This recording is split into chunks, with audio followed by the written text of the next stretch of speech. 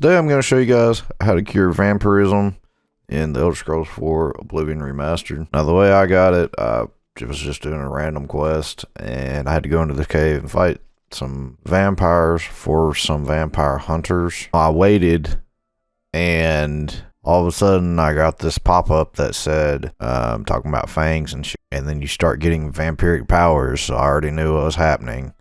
Literally, vampirism is the most annoying thing you can have happen to you. So I'm going to show you guys how you complete this quest and how to do this as quickly as possible. So you don't have to spend a bunch of time figuring out how to do everything. You can just watch the video and have everything ready and get this over with pretty quick. Because literally, the longer you go without feeding, your health drains in the sun, and it's very frustrating and annoying.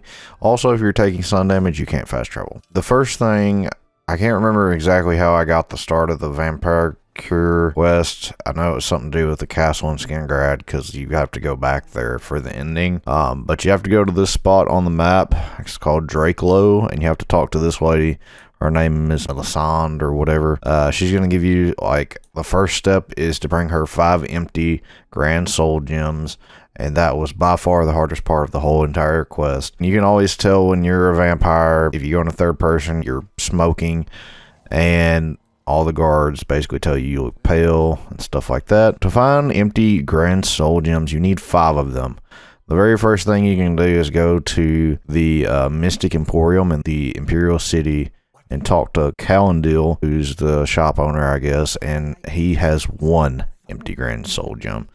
Now, you can talk to his partner, the lady walking around, and she might have some, but she did not every time I went to her. The next thing you can do is you can go to this hidden little trap door in the middle of the woods. I'll try and put a little marker for it on the screen here to where you guys can see where it is exactly. Anyway, go to this location on the map. You'll find it against a rock, but it's not too terribly hard to find. It's a big trap door in the middle of the woods. So you go down in here and immediately to the left you press this block and it's going to start opening up the door behind you, because if you don't press this you have to wait and there's enemies in here and you can't get out. So what you can do is run up to these chests, and there will usually, at least on this roll I got, there was 1 empty grand soul gem, and there's also a ton of gold, so you can farm gold in here as well. You just start looting the chest. There's also 2 right when you're going to go out the exit. Hit these chests, and there may be, like here, I had 1 empty grand soul gem there. And basically go out, wait 73 hours for anything to refresh. You go out and you wait 73 hours, and then you can come back down and do it all over again. However,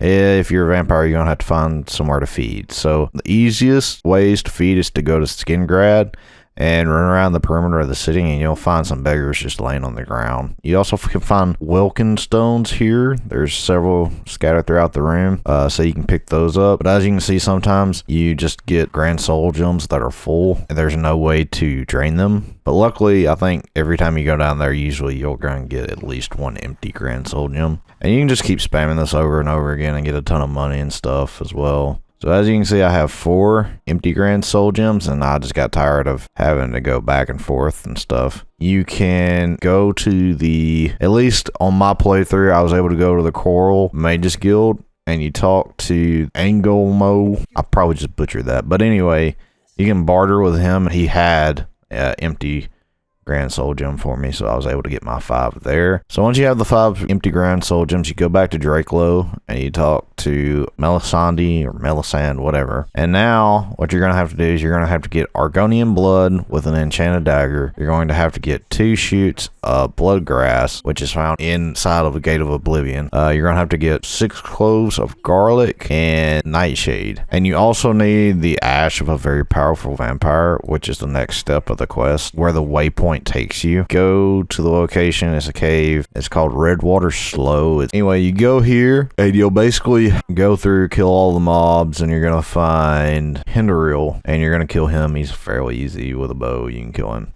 and you're going to take these ashes. You go back to Drake Lowe and talk to her again, and then you can go get the rest of the ingredients. The next thing I went for was garlic. If you want 3 cloves easy, go back to Wayne Priory, and then you go into the Priory house, and then go upstairs, and you're going to see a table with a bowl, and it's going to have 3 cloves in there. If you're in the Dark Brotherhood, you can go to Antonetta Marie's chest, and she has 4 cloves of garlic in there. So then you'll have all the garlic you need. The next step, if you want to get the Argonian blood, is fairly simple and you won't be arrested. You just go to this location I'm showing on the screen here. You go in this cave and you're going to find 2 Argonians just talking. And I had a really weird interaction with them because I like slashed one of them and got the blood, and they just randomly walked off, didn't even acknowledge me. But anyway, the next thing I went for was the bloodgrass. So you just hop in an Oblivion Gate and you just find it right there at the entrance. You only need 2 shoots. So then after that, you can go get the Nightshade. The easiest way to get that is to go to the Priory of the Nine, which is to the southeast of Skingrad. And there's tons of Nightshade around, so just get as much as you need. After that, you'll go back to Drake Lowe and talk to Melisande. I'm killing her name. She's going to tell you have to wait about 24 hours, so you just wait 24 hours.